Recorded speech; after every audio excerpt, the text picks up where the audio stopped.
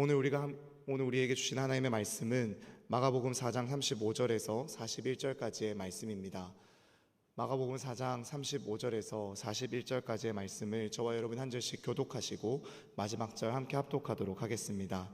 그날 저물 때 제자들에게 이르시되 우리가 저편으로 건너가자 하시니 그들이 무리를 떠나 예수를 배에 계신 그대로 모시고 가매 다른 배들도 함께하더니 큰 광풍이 일어나며 물결이 배에 부딪혀 들어와 배에 가득하게 되었더라.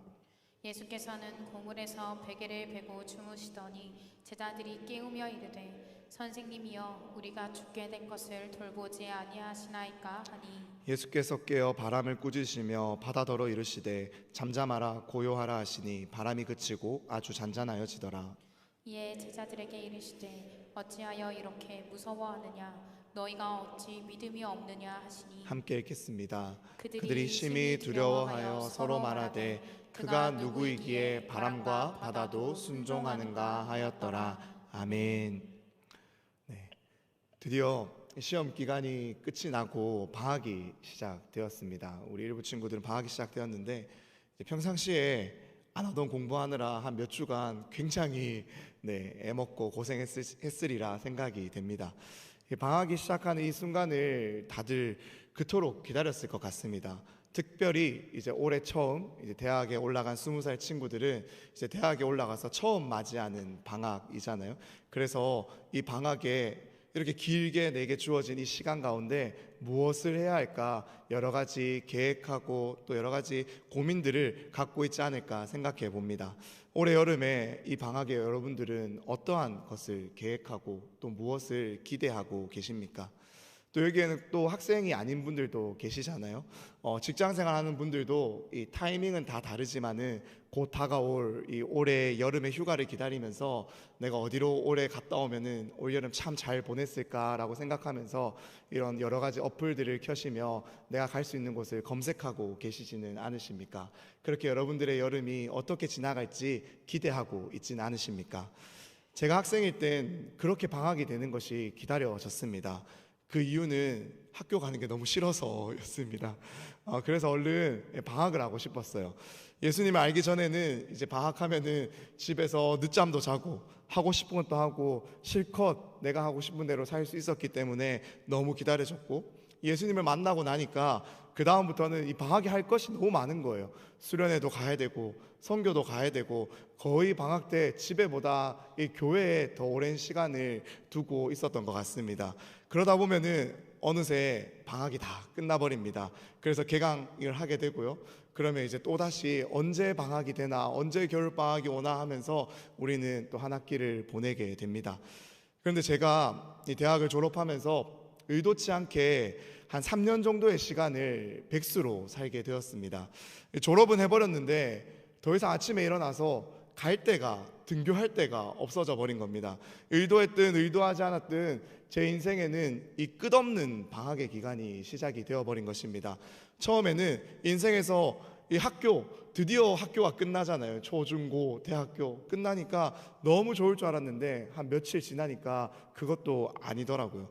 그렇다면 이렇게 제 인생 가운데 찾아온 방학을 어떻게 제가 여기며 보냈을까요? 저는 시간이 지나면 지날수록 빨리 이 방학이 끝났으면 좋겠다라는 마음으로 그 3년의 시간을 보내었던 것 같습니다. 그러면서 정말 그때 깨닫게 된 것이 하나가 있었는데요. 그것은 무엇이냐면 바로 방학은 시작과 끝이 있기에 참 의미가 있는 시간이다라는 생각을 많이 해보게 되었습니다. 지금 여기에 모여 예배하는 여러분들 가운데는 인생의 방학을 기다릴 만큼 지치고 또는 어려움을 가지고 이렇게 생활을 하고 하루하루를 보내고 있으시는 분들도 분명히 있을 겁니다. 그렇다면 여러분들에게 찾아온 이 방학의 시간들이 참 그런 쉼이 있는 정말로 충분한 방학의 시간이 되었으면 좋겠습니다.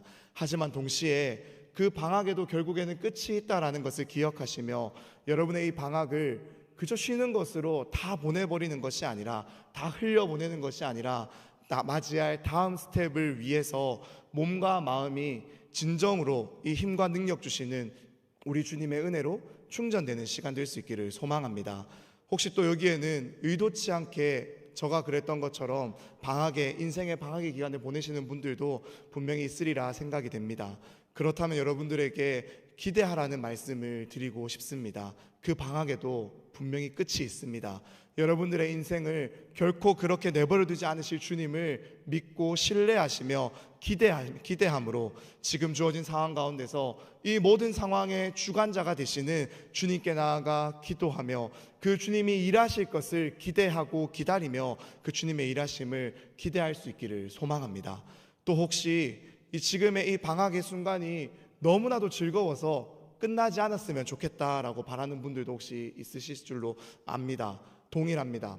이 방학의 기간 동안에 내가 무엇을 배워야 할지, 내가 무엇을 깨달아야 할지를 알려달라고 기도할 수 있는 그러한 이 시간이 될 수 있기를 소망합니다. 그래서 그 기도를 통해서 결국에 나를 가르쳐 주실 그 주님을 기다릴 수 있기를 소망합니다. 그래서 주님이 하실 일, 주님이 가르쳐 주실 일, 나를 통하여 이루실 그 일들을 기대할 수 있기를 원합니다.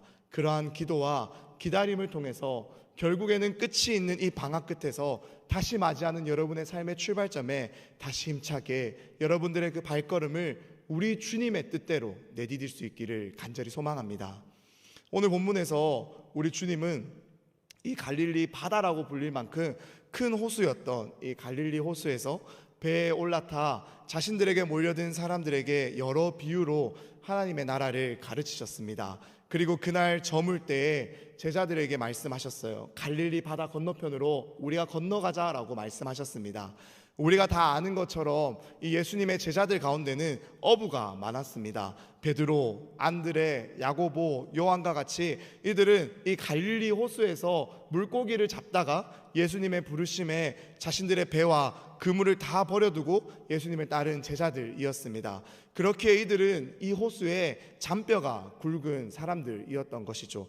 그러니까 그들이 지금 충분히 주님이 가자라고 말씀하셨던 그곳으로 주님을 안전하게 모셔다 드릴 수 있는 그러한 능력이 있는 뱃사공들이었다라는 겁니다. 그런데 그들이 탄 배가 출발한 지 얼마 지나지 않아서 그들이 탄 배가 풍랑을 맞이하게 됩니다. 예수님께서 저 건너편으로 건너가자라고 말씀하신 여행입니다. 예수님이 지금 출발하자라고 해서 출발된 여행입니다. 하지만 그 여행이 이내 곧 풍랑을 맞이하게 된 것입니다. 예수님과 제자들이 이 탄 배에 물이 들어차기 시작합니다. 물을 퍼내고 노를 아무리 저어도 이 풍랑 가운데서 배가 더는 나아가지 못합니다. 말 그대로 배 안은 아비규환이 되었을 것이고 아수라장이 되었을 것입니다. 아무리 노력을 해도 힘으로 해결을 하려고 해도 헤쳐나가지 못하는 사면초가의 상황이, 배에서 뛰어내려서 그냥 물에 빠져 죽든지 아니면 배와 같이 가라앉든지 그것이 아닌 선택지가 보이지 않는 그러한 어두운 상황이 지금 제자들 앞에 펼쳐졌습니다. 이러한 상황 가운데서, 이런 어두운 상황 가운데서, 이 절체절명의 위기 가운데서 우리 예수님이 지금 무엇을 하고 계신다라고 말씀하고 있을까요? 38절에서는 이렇게 말씀하고 있습니다. 예수께서는 고물에서 베개를 베고 주무시더니, 예수님은 주무시고 계셨습니다. 이 모든 상황 가운데서 제자들은 물을 퍼내고 노를 저으며 어떻게든 이 풍랑을 헤쳐나아가기 위해서 난리가 난 이 상황 가운데서 예수님은 아무도 업어가도 모를 만큼 그렇게 깊이 곤히 잠이 들어 주무시고 계셨다라는 겁니다. 물론 예수님이 이렇게 깊이 잠들 수밖에 없는 피곤함은 우리가 조금만 생각해보면 충분히 이해할 수 있습니다.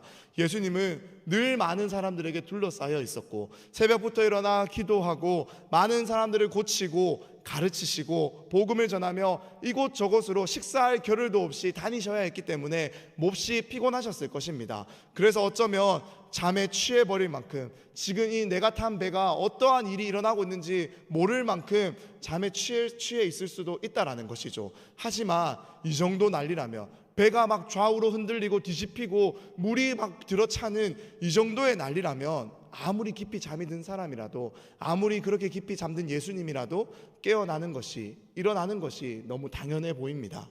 그렇게 이러한 점들을 미루어 살펴볼 때 정말로 어쩌면 우리 예수님이 지금 잠에 취해서 이 골아 떨어져 계신 것이 아니라 의도적으로 잠을 청하고 있는 것은 아닌가라는 그러한 질문을 우리가 이 본문을 묵상하며 던져볼 수 있게 됩니다.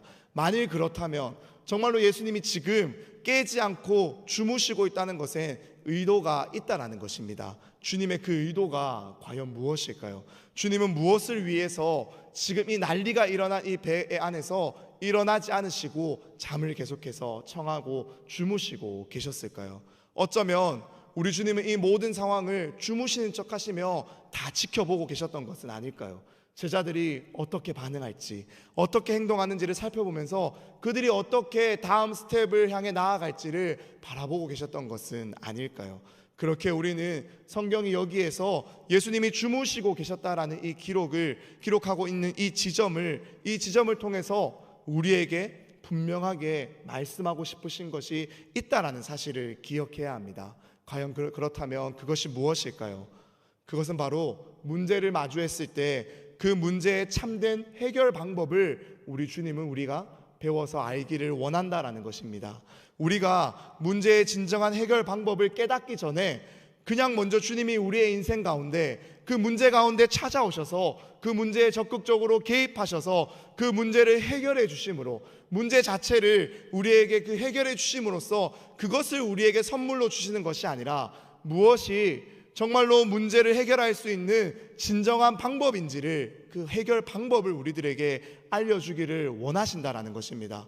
그래서 그 방법을 우리가 깨달아 알아서 우리 인생에 찾아오는, 우리가 마주하는 수많은 문제의 상황 가운데서 우리가 하나님을 만나 다시 천국 가는 그날까지 끊임없이 우리의 인생 가운데 찾아올 그 수많은 문제 가운데서 그 문제를 해결할 수 있는 진정한 방법이 무엇인지를 깨달아 알아 배우기를 원하신다라는 겁니다. 그래서 그 방법을 배워서 어떠한 상황이 우리 가운데 찾아오던 간에, 그 모습이 어떠하든 간에 이 해결 방법을 적용할 수 있는 믿음 얻기를 우리에게 원하셨다라는 것입니다. 그래서 그 결과 우리 인생 가운데 우리는 늘 새로운 문제와 고난을 마주하겠지만 그것을 넉넉히 이겨낼 힘을 깨달아 알기를 우리 주님은 원하셨다라는 것입니다. 이어지는 내용에서 결국에 제자들은 참다 못해서, 더는 자신들 안에서 이 자기들의 힘으로 해결할 수 있는 방법을 찾지 못해서 이 고물에서 주무시고 계시는 예수님을 깨우는 것을 볼 수 있게 됩니다. 다급한 제자들이 무엇이라 주님께 외치고 있을까요? 우리 38절 말씀, 하반절 말씀도 계속해서 함께 한번 읽어보길 원합니다. 함께 읽어보겠습니다. 제자들이 깨우며 이르되 선생님이여 우리가 죽게 된 것을 돌보지 아니하시나이까 하니. 지금 제자들이 예수님을 깨우며 무엇이라 말씀하고 있습니까? 우리가 죽게 되었다라는 것입니다. 이러다가는 우리가 다 죽게 생겼다라고 지금 이야기하고 있는 것입니다. 이 풍랑 때문에 우리가 지금 함께 타고 있는 이 배가 가라앉고 있는데, 물에 흔들리고 있는데 주님 지금 뭐 하고 계시냐고, 주님 지금 주무시고 계실 때가 아니라고, 주님 일어나셔서 얼른 나와서 우리랑 같이 물을 퍼내든 노를 젓든 이렇게, 그래서 이 문제를 같이 해결하시든지, 아니면 주님이 좀 어떻게 해보라고 지금 주님을 향해서 짜증 섞인 외침을 제자들이 외치며 깨우고 있었다라는 것입니다. 그런데 한번 생각해 보면요, 이 배가 빠져서 이 물에 다 가라앉아 버리면 우리 주님은 어떻게 되는 것일까요? 우리 주님은 물에 빠지지 않고 우리 주님만 물에 둥둥 떠다니면서 이 제자들이 빠져가는 것을 지켜보고 계실까요? 아니면 주님은 능력이 있으신 분이니까 이 배가 물에 빠져서 다 가라앉을 때 혼자 훨훨 날아올라서 유유자적하게 그 모든 것을 지켜만 보고 계실까요? 제자들은 정말로 주님이 그러한 분이시니까 주님 제발 우리도 그렇게 빠지지 않게 좀 건져달라고, 우리도 같이 좀 물에 뜨게 하든 훨훨 날게 하든 그렇게 좀 도와달라고 지금 주님께 나아가서 외치고 있는 것일까요?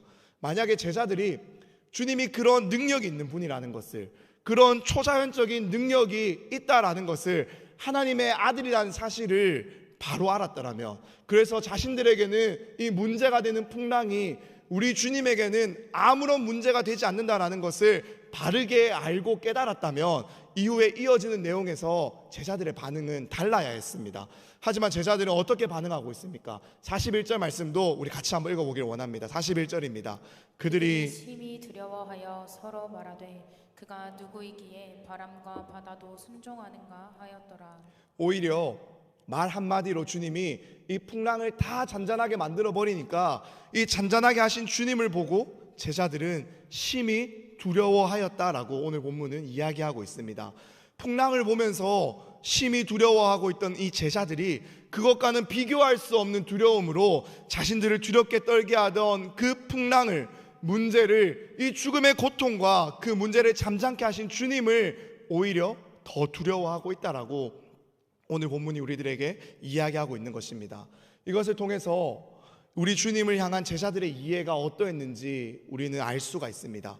제자들이 정말로 주님이 이 자연을 다스릴 수 있는 분이라는 것을, 자연의 법칙을 거슬러 올라가서 이 풍랑을 헤쳐나갈 수 있는 능력이 있다는 분이라는 것을 알고 있었고 믿고 있었다면, 정말로 주님이 이 자신이 처한 문제의 상황을 단번에 해결할 수 있는 분이라는 것을 그들이 믿고 있었다면, 그들은 이렇게 다급하게 또 짜증 섞인 어조로 주님께 나와서 따지지 않았을 것입니다. 오히려 주님이 나설 때까지 기다릴 수도 있었을 것입니다. 그것도 아니라면 주님이 해결해 주심을 믿으며 그저 그 주님 옆에 나아가서 손잡고 주님이 일하실 것을 기다릴 수도 있었을 것이다라는 겁니다. 그렇기에 주님이 이런 능력이 있는 분이라는 사실을 그들이 알고 믿었더라면, 주님이 잠에서 깨어나서 이렇게 능력을 보여주셨을 때 그들은 결코 두려워하거나 놀라지 않았을 것이다 라는 겁니다. 오히려 이렇게 말했겠죠. 주님, 처음부터 좀 일어나셔서 우리를 지켜주시지 왜 그렇게 안 하셨습니까? 왜 우리를 고통 가운데 내버려 두셨어요? 주님 능력 있는 거 우리 아는데 왜 기다리게 하셨어요? 라고 하면서 그렇게 많이 피곤했냐라고 오히려 주님께 이러한 농담을 주고받으며 그들이 이 상황을 해결하신 주님과 오히려 웃으며 이 상황을 바라볼 수 있었지 않았을까요? 하지만 제자들의 반응은 그렇지 않았습니다. 오히려 풍랑을 바라볼 때보다 이 풍랑을 잔잔하게 하신 주님을 바라볼 때 그들은 더 놀랬다라는 것입니다. 놀라는 이유는 너무나도 쉽습니다. 자신들은 이러한 결과를 이렇게 주님이 해결하실 것이다 라는 것을 전혀 생각해 본 적이 없다라는 뜻입니다. 정말로 죽었다 깨어나도 생각해보지 못한 방법으로 지금 주님이 이 문제를 해결해 주셨기에 제자들은 오히려 자신들의 문제를 바라볼 때보다 주님을 바라볼 때 더 놀라고 있다는 것입니다. 그렇게 놀라고 있는 제자들을 향해서 우리 주님이 무엇이라 말씀하십니까? 40절 말씀도 함께 읽어보기를 원합니다. 이에 제자들에게 이르시되 어찌하여 이렇게 무서워하느냐? 너희가 어찌 믿음이 없느냐 하시니. 다시 말해서 왜 너희는 나를 믿지 못했느냐라고, 왜 내가 누군지 제대로 알지 못하고 모르냐라고 지금 얘기하고 계신 것입니다. 즉 너희는 내가 이 정도의 문제도 해결하지 못할 것이라고 생각했느냐라는 거예요. 너희는 도대체 나를 무엇으로 알고, 그렇다면 나를 왜 따르고 있는 것이며, 그렇다면 자신을 따르는 것이 어떠한 의미인지도 모르면서 왜 내 옆에 붙어서 이 고생을 하고 있냐라는 것입니다. 너희는 내가 누구인지도 모르면서, 내가 무엇을 할 수 있는 분인지도 모르면서, 내가 도대체 무엇 때문에 너희와 함께하고 있는지 알지 못하면서 왜 너희의 삶의 모든 것을 버리고 나를 따르고 있냐라는 말씀이십니다. 우리 다시 오늘 이야기의 시작점으로, 출발점으로 다시 한번 되돌아가보길 원합니다. 이 여행을 지금 이 갈릴리 바다 건너편으로 건너가자라고 말씀하신 분, 그래서 이 여행이 시작되게 하신 분은 누구십니까? 35절 말씀에서 정확하게 우리들에게 알려줍니다. 그날 저물 때에 제자들에게 이르시되 우리가 저편으로 건너가자 하시니, 바로 우리 주님이 이 여행을 시작하셨습니다. 우리 주님이 건너가자고 하셨어요. 우리 주님이 계획을 가지시고 이 모든 여행을 인도하시고 계신다라는 겁니다. 저 바다 저편으로 건너가서 우리가 해야 될 일이 있다라고 말씀하신 분은 바로 우리 주님이셨어요. 주님이 이 배의 선장이십니다. 그렇다면 이 제자들이 선장인 주님이 누구인지 정확하게 알았다면, 자신들을 지금 인도하고 있는 분이 누구인지 정말로 바르게 알았다면, 눈앞에 보이는 어떠한 상황 가운데서도 그들은 두려워하지 않고 흔들리지 않을 수 있습니다. 또한 그들의 항해 가운데 문제가 발생했을 때는 그들이 바로 달려가 찾아가서 매달릴 대상은, 그 확신을 가지고 이 문제의 해결해 달라고 매달릴 대상은 바로 이 모든 여행의 출발자이신, 인도자이신, 이 여행의 선장이신 주님이셨습니다. 하지만 그들은 가장 먼저 찾아가야 될 주님께로 달려간 것이 아니라 오히려 가장 마지막에 하다 안 돼서 자기들의 힘으로 해결되지 않으니까 가장 마지막에 주님을 찾았습니다.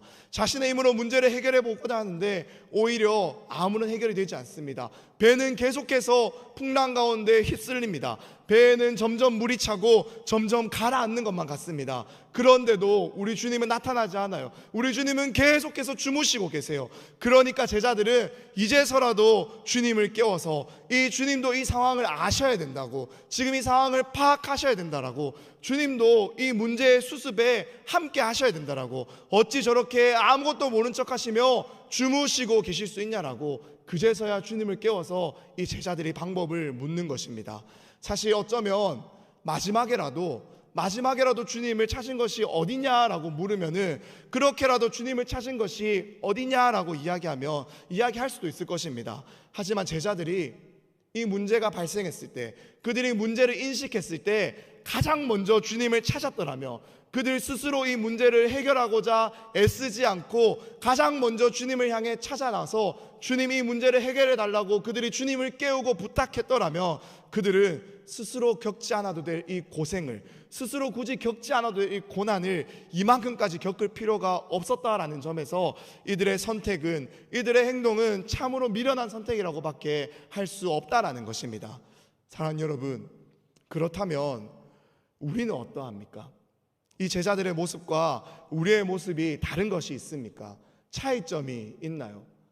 사실 우리의 모습과 오늘 본문의 제자들의 모습은 참으로 유사합니다. 너무나도 비슷해요. 우리 또한 우리 삶에 찾아온 풍랑과 문제 앞에서 그것을 헤쳐나가기 위해 무지하게 애를 씁니다. 일단 눈앞에 닥친 문제를 내 손으로 해결하기에 급급하다라는 거예요. 하지만 이 문제를 해결하고 나면 어떻습니까? 또 다른 문제가 터집니다. 이 관계를 해결하고 나면 어떻습니까? 또 저 관계에서 문제가 터집니다. 하나 넘어가면 또 다른 산이 기다리고 있고, 어쩌면 우리의 인생은 끝날 때까지 고난의 연속이며 문제의 연속이고 풍랑의 연속이 아닐까라는 생각이 여러분들 안에 드실지도 모르겠습니다. 그렇기에 우리는 계속해서 거듭되는 이 풍랑을 헤쳐나가면서, 아니면 그 풍랑 속에서 떠내려가든지 그 둘 중 어딘가에 늘 놓여있기 마련이다라는 겁니다.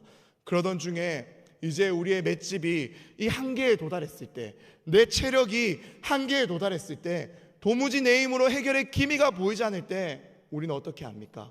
그제서야 오늘 본문 속의 제자들처럼 그제서야 주님을 찾아가 매달립니다. 그제야 매달리고 기도합니다. 도와달라고, 살려달라고 매달린다라는 거예요. 그런데 어쩌면 이렇게라도 기도하러 나오는 사람은 그나마 사정이 나은 것일 수도 있습니다. 사실 많은 사람들이 주님 앞에 나아갈 생각조차 못하고 있을 수도 있다라는 거예요.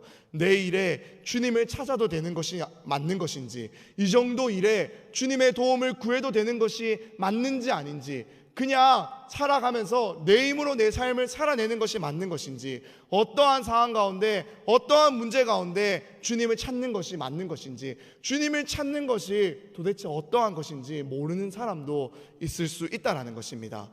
또 만약 그것도 아니라면 오늘 본문 속의 제자들 중에 누군가의 마음처럼 주님 지금 너무한 건 아니시냐고, 왜 내가 이렇게 죽게 생겼는데, 왜 내가 풍랑에 다 떠내려가게 생겼는데 어떻게 이 상황을 모른 채 하시며 주무시고 계실 수 있냐고, 하나님이 정말로 살아 계신 것이 맞냐라고 따지며 하나님을 원망할 수도 있다라는 것입니다. 그렇다면 제가 여러분께 질문을 하나 드리겠습니다. 주님은 정말로 이 문제 가운데서, 오늘 제자들이 마주한 이 풍랑 가운데서, 그래서 배가 가라앉을 것 같은 이 위기 가운데서 정말로 주님은 주무시고 계셨을까요? 정말로 지금 이 배에서 일어나고 있는 이 모든 문제를 알아채지 못하고 풍랑이 불고 있는 것도 모른 채 정말로 주님은 주무시고 계셨을까요? 정말로 주님은 우리의 삶에 일어난 이 풍랑 가운데서, 우리가 늘 마주하는 문제 가운데서 정말로 우리의 삶에 날마다 무슨 일이 일어나는지, 어떠한 일이 일어나는지, 우리가 어떠한 상황을 겪으며 살아가고 있는지 모른 채 그저 주무시고만 계실까요? 그래서 우리는 거듭해서 풍랑을 맞이하고, 우리는 또 문제를 마주하고, 우리는 또 고난에 처하지만 그 가운데서 쓰러지고 넘어지고 힘들어하고 또 일어서고 또 넘어지는 이러한 반복이 정말로 주님이 우리의 인생을 보지 않으시고 주무시고 계시기 때문에 그렇다라고 생각하시나요? 시편 121편 3절과 4절 말씀에서는 이렇게 말하고 있습니다. 여호와께서 너를 실족하지 아니하게 하시며 너를 지키시는 이가 졸지 아니하시리로다.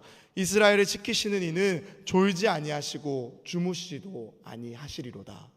사랑하는 여러분, 우리 주님은 결코 졸지 않으십니다.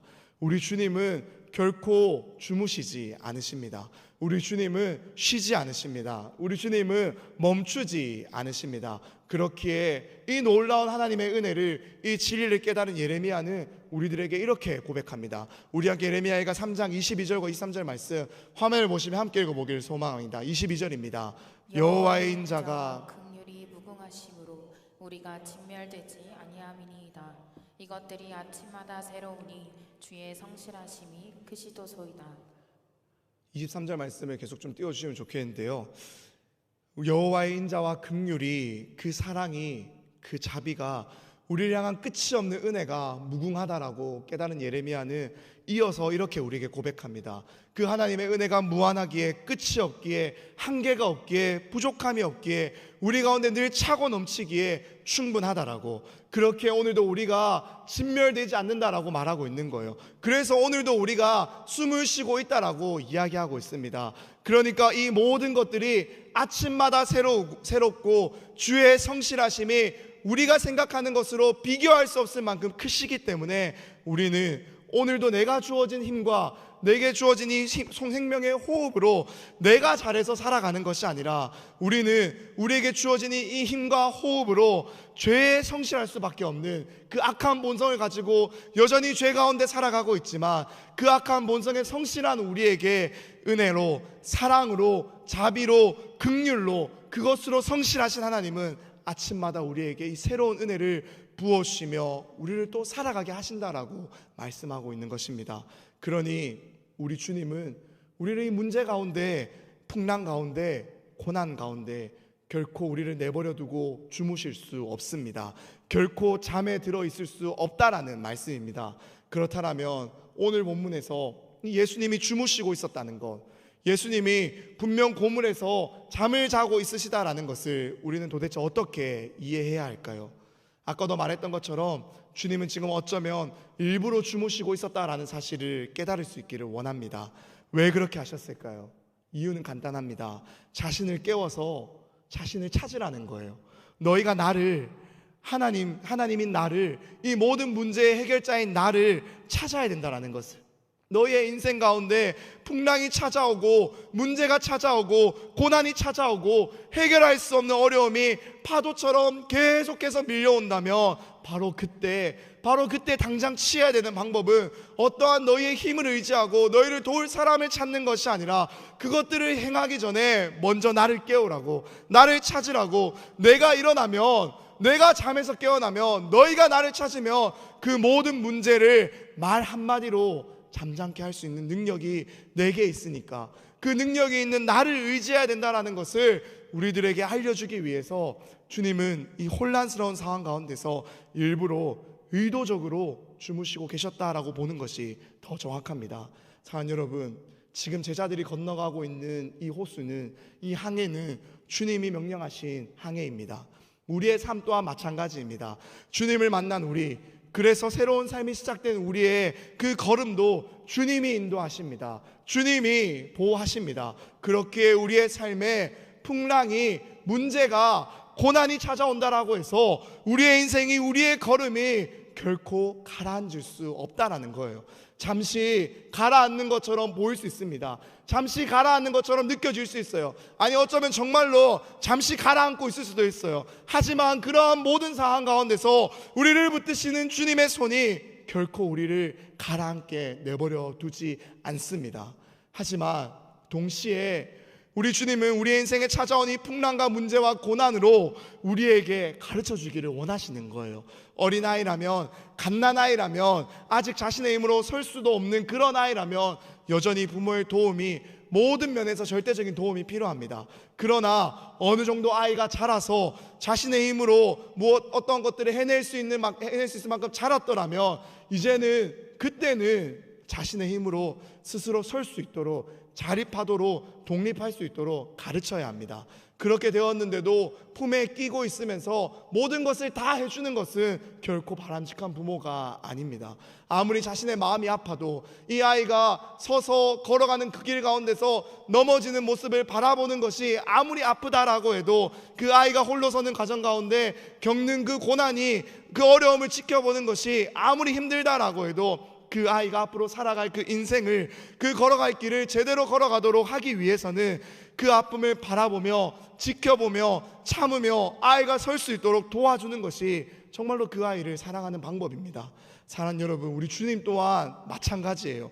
우리 주님은 결코 우리의 인생이 풍랑 가운데, 이 문제 가운데 주저앉도록, 고난에 쓰러지도록 모른 채 하시며 그저 그렇게 우리의 삶을 가만히 내버려두고 버려두시며 주무시고 있는 것이 결코 아닙니다. 우리가 스스로 일어서는 법을 터득하게 하기 위해서, 다시 말해서 어떠한 경우에서라도 이 문제 해결은 우리 주님에게 있다라는 것을, 그 문제를 말 한마디로 잠잠케 할 수 있는 능력이, 그 능력이 있는 분이 바로 우리가 믿고 고백하고 따르고 있는 우리 하나님이다라는 것을 우리에게 가르쳐 주시기 위해서, 우리에게 그것을 깨닫게 하기 위해서 그러한 문제가 발생했을 때 그 어떠한 것보다 자신의 힘과 능력이 아니라 정말로 능력 되시는 우리 주님을 가장 먼저 붙들도록 이 진리를 가르쳐 주시기 위해서 때로는 주무시고 계시는 척 할 수도 있다라는 것입니다. 그렇다면 우리는 무엇을 해야 합니까?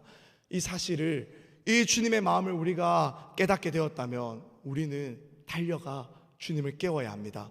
그 어떠한 것보다도 이 주님 앞으로 달려가 우리 주님을 깨워야 한다라는 겁니다. 주님, 지금 좀 일어나시라고, 나는 주님이 필요하다고, 나는 주님만 필요하다라고 외치며 부르짖으며 주님을 깨워야 합니다. 이것이 우리 주님이 이 풍랑 가운데서 주무시고 계셨던 이유입니다.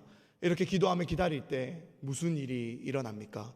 이렇게 이 주님께만 매달리고 기도하며 기다릴 때 무엇이 일어났습니까?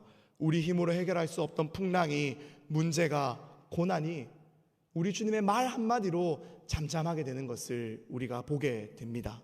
그렇기에 우리 삶의 풍랑이, 문제가, 고난이 찾아왔다면 사랑하는 여러분, 그것이 정말로 여러분의 인생의 축복임을 기억할 수 있기를 소망합니다. 그리고 기대하십시오.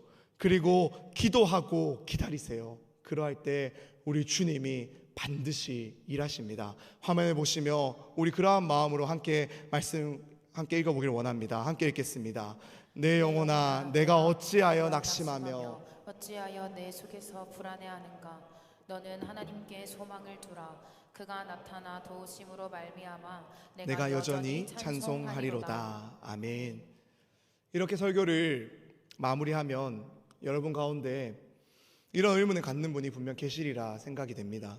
이거 다 알고 있다고, 문제가 생겼을 때 기도 안 한 것 아니라고, 기도했다라고, 기도하고 있다고, 그런데 왜 이 문제가 해결되지 않냐고, 왜 이 풍랑이 잔잔해지지 않냐고, 기도하는데, 나 주님께 나아가 기도하는데 왜 고통이, 고난이 끝나지 않는 것이냐라고 질문하고 물어보시는 분들이 분명히 있으리라 생각됩니다. 하나님은 왜 내 기도는 듣지 않으시냐고, 그렇다면 내가 하나님을 향한 믿음이 부족한 것이냐고, 아니면 내가 하나님을 믿지 않는 것이냐고, 이런 의심과 회의감으로 힘들어하는 분들이 분명히 이 자리에 있을 수 있다라는 생각을 해보게 되었습니다. 사랑하는 여러분, 어쩌면 우리가 마주하는 모든 상황 가운데서 주님이 우리에게 계속해서 기도하며 견디게 하는 이유가 분명히 있음을, 우리 주님에게 그 이유가 분명히 있음을 믿을 수 있기를 간절히 소망합니다. 지금은 우리가 거울로 보는 것 같이 희미하나 주님을 만나는 그날에는 모든 것을 주님이 나를 아신 것 같이 온전하게 우리에게 알려주실 줄로 믿습니다. 그러니 조금만 더 정말로 주님께만 이 소망을 두시고 주님만이 이 모든 문제의 해결자가이심을 정말로 믿게 해달라고 기도하며 기다리며 이 주의 일하심을 분명히 해결하여 주심을 기대할 수 있기를 간절히 소망합니다. 제가 사역을 하겠다라고 이 제안에서 이 부르심을 발견하고 주님을 따르겠다라고 마음을 먹었을 때, 그때 저는 가장 가까운 사람들로부터 외면을 당하는 경험이 있었습니다. 먼저는 저희 부모님이셨고요. 다음은 이 지금의 아내인, 그때는 한 4년 정도 만났었던 제 여자친구였습니다. 제가 저를 부르신 주님의 마음을 확신하고 그날로 바로 부모님께 제 결단을 말씀드렸어요. 그랬더니까 돌아온 대답이 무엇이었냐면 네 알아서 해라라는 거였습니다. 이것이 어떠한 뜻인지 여러분들은 알 것입니다. 어디 한번 마음대로 해봐라, 어디 한번 해봐라 라는 뜻이잖아요. 그렇게 어쩌면 제 마음이 외면에 당하고 제 결단이 지지를 받지 못해서 좀 이렇게 낙심이 찾아오고 마음이 상했던 그날 밤에 저는 또 이 결단을 또 말하기 위해서 여자친구를 만났습니다. 그래서 쭉 설명을 다 하고 이야기를 했어요. 그랬더니 돌아온 대답은 자신은 그럴 마음이 전혀 없으니까, 나는 계속 끝까지 함께할 마음이 없으니까 우리 관계가 더 깊어지기 전에 오늘로써 여기에서 정리하자, 그만하자라는 대답이었습니다. 제가 뭐 길게 설명했지만 한마디로 차인 거죠. 네, 주변의 목사님과 뭐 형과 누나나 친구들, 동생들은 그럴 줄 알았다고, 잘 결정했다고, 잘할 수 있을 거라고, 응원해 주겠다고, 기도하겠다라고, 귀한 결단했다라고 막 축하를 해줬어요. 그런데 하지만 정작 가장 가까운 사람들에게, 내가 정말로 믿고 의지할 수 있는 사람들에게 저는 외면을 당하고 지지를 받지 못했습니다. 너무 힘들더라고요. 집에 있을 수도 없고 집에 나가도 갈 데가 없었습니다. 내가 내린 결정이 정말로 맞는 결정이니까 그렇게 결정하고 결단했는데도 고민이 들고 또 고민이 들었습니다. 사람의 마음을 어떻게 돌릴 수가 있겠습니까? 사람의 힘으로 그 마음을 돌리는 것은 너무나도 어렵잖아요. 그래서 제가 할 수 있는 것은 그냥 기도뿐이었습니다. 마음이 무너지니까 무엇을 할 힘도, 밥 먹을 힘도 없이 그냥 눈 뜨면 교회 갔어요. 알바 끝나면 교회로 갔습니다. 그냥 몇 시간이고 앉아서 본당 가운데 앉아서 울며 기도했습니다.